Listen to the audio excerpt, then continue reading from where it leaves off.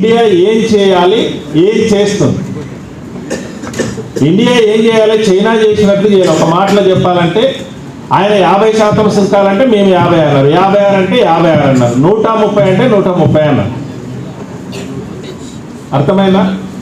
America మన దేశం నుంచి వెళుతున్నటువంటి వస్తువుల మీద వాళ్ళేసే ట్యాక్స్, మీరు అంత ట్యాక్స్ వేస్తామంటే మేము కూడా అంత ట్యాక్స్ వేస్తామని చెప్పారు. కానీ ఇండియా ఏం చేయాలి? ఇండియా కూడా ఆ రకంగా మాట్లాడగలగాలి. ఇండియా ఆ రకంగా మాట్లాడట్లేదు. ఏం చేసింది? అమెరికా ఉపాధ్యక్షుడు జేడీ వ్యాన్స్ 4 రోజులు భారతదేశంలో పర్యటన చేసి వెళ్ళారు. 4 రోజులు భారతదేశంలో పర్యటన చేసి మన అధికారుల దగ్గర మాట్లాడి వెళ్ళిన తర్వాత ఆయిల్ మీద ఉన్నటువంటి ట్యాక్స్, ఇతర దేశాల నుంచి మన దేశంలోనికి ఆయిల్ అంటే తినే మంచి నూనె మనం వాడుతున్నాం కదా, ఆ నూనె దిగుమతి, ముడి చమురు కనుక మన దేశంలోకి దిగుమతి అయితే 27% ట్యాక్స్ ఉండేది.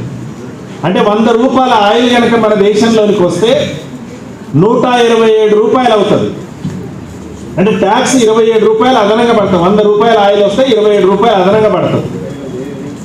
అమెరికా ఉపాధ్యక్షుడు జేడీ వ్యాన్స్ మన దేశంలోకి వచ్చి వెళ్ళిన తర్వాత దాన్ని 17% తగ్గించారు. అంటే 10% ఒకేసారి తగ్గించారు. జనరల్గా మనం చూస్తే ఏమనిపిస్తుంది?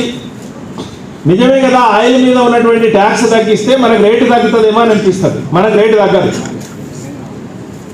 ఎవరు కొంటారు? ఇది దిగుమతి చేసుకునేది ఎవరు? ఇప్పుడు నాగేశ్వర సార్ చెప్పినట్లు ముఖేష్ అంబానీ దిగుమతి చేసుకుంటే ముఖేష్ అంబానీకి ముడి చమురుని ఎక్కువగా దిగుమతి చేసుకుంటున్నటువంటిది ఎవరు చేసుకుంటున్నారు? అదానీ చేసుకుంటున్నారు. అదానీ ఓడరేవుల దగ్గర అది రాగానే పాకెట్లలోకి, పీపాలలోకి, ఈ డబ్బాలు ఉంటాయి కదా, ఇనుప డబ్బాల్లోకి ఆయిల్ మార్చిన తర్వాత రేటు మన దేశంలో ఏ రేట్ అవుతుందో ఆ రేటుకే మనకు అమ్ముతాం. ఇది కూడా ఏం నష్టం? జనరల్గా చూస్తే ఇది కూడా ఏం నష్టం అని మనకు అనిపిస్తుంది. కానీ ఇక్కడ మీరు గ్రామీణ ప్రాంతాల నుంచి ఉన్నటువంటి వాళ్ళు ఎక్కువ మంది ఉంటే మన దగ్గర రైతులు